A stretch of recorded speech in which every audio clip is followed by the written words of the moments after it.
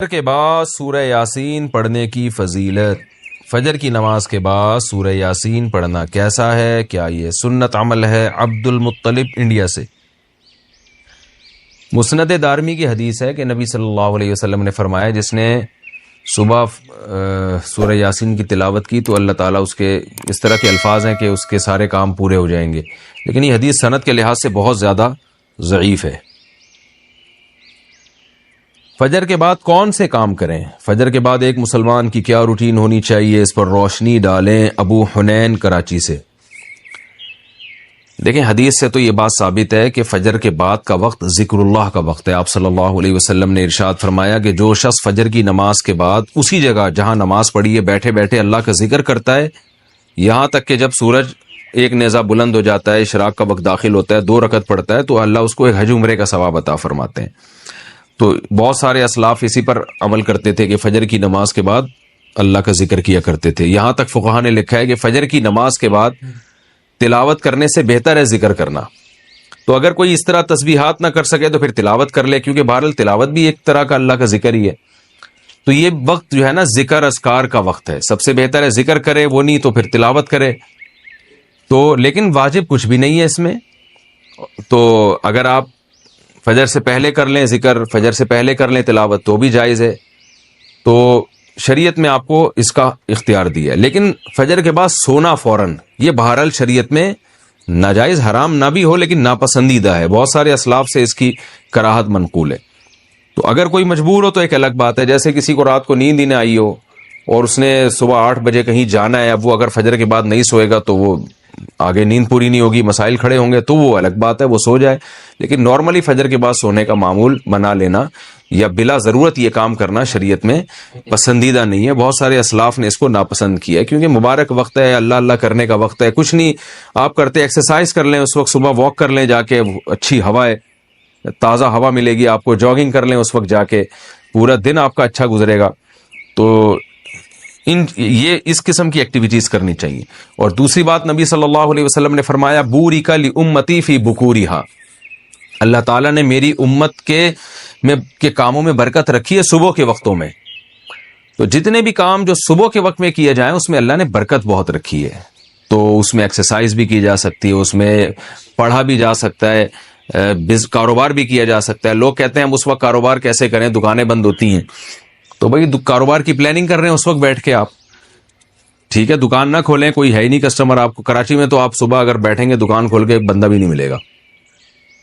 لیکن ہمارے ایک دوست نے ایسا کیا، دوست تو نہیں جاننے والے تھے، انہوں نے کیا کیا، انہوں نے کہا کہ میں فجر کے بعد دکان کھولوں گا، تو اعلان کر دیا کہ جو کسٹمر فجر کے بعد آئے گا خصوصی ڈسکاؤنٹ ہوگا ان کے ساتھ۔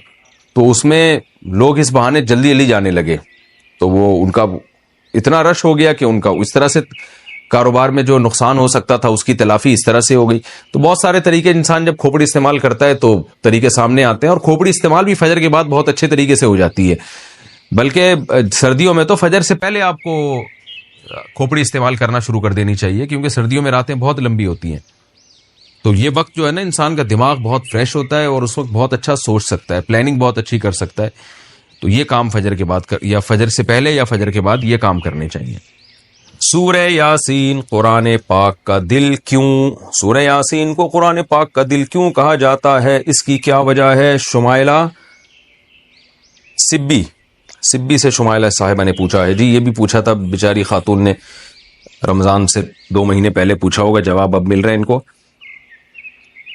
جی سورہ یاسین کو قرآن پاک کا دل کہا گیا ہے جس حدیث میں، ترمذی کی حدیث ہے، امام ترمذی نے اس حدیث میں لکھا ہے کہ یہ حدیث غریب ہے، لیکن دیگر جو محققین ہیں انہوں نے اس حدیث کو بالکل ضعیف قرار دیا ہے، اور بعض نے تو بالکل موضوع قرار دیا۔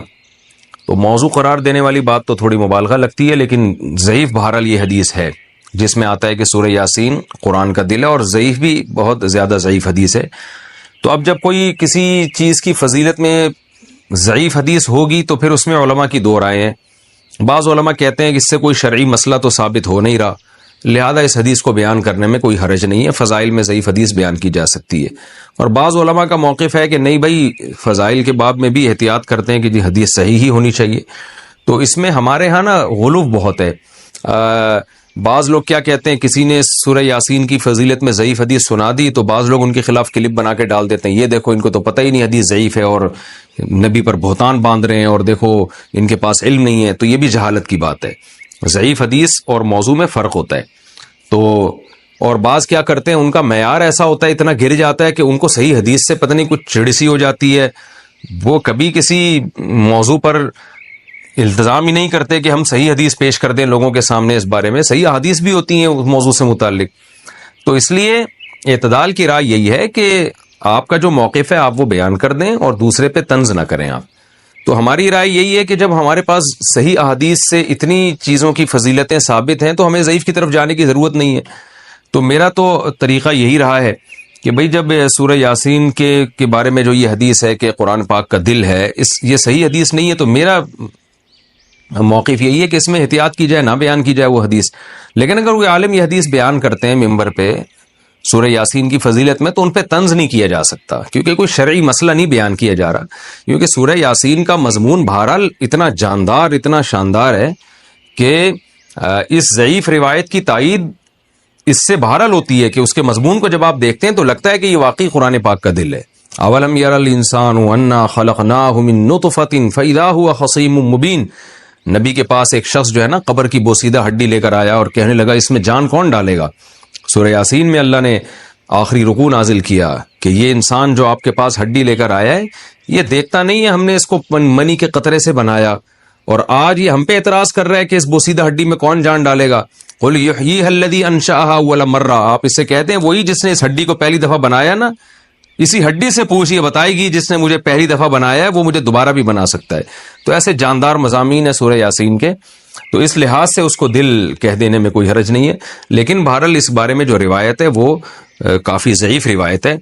تو ہمارا طرز یہ ہے کہ جو صحیح احادیث ہیں، جیسے عبداللہ ابن عباس رضی اللہ عنہ سے ایک اثر منقول ہے سورہ یاسین کی فضیلت میں، صبح و شام پڑھنا چاہیے سورہ یاسین کو. تو ایسے صحیح روایات کا اگر ہم التزام کریں تو یہ زیادہ بہتر ہے. پھر کبھی انشاءاللہ میں سورہ یاسین کی کوئی فضیلت اگر صحیح احادیث میں وارد ہوئی ہے تو اس پہ الگ سے انشاءاللہ میں کلپ ریکارڈ کروا دوں گا. عام طور پر جو صورتوں کے الگ الگ فضائل کے بارے میں جو احادیث ہیں نا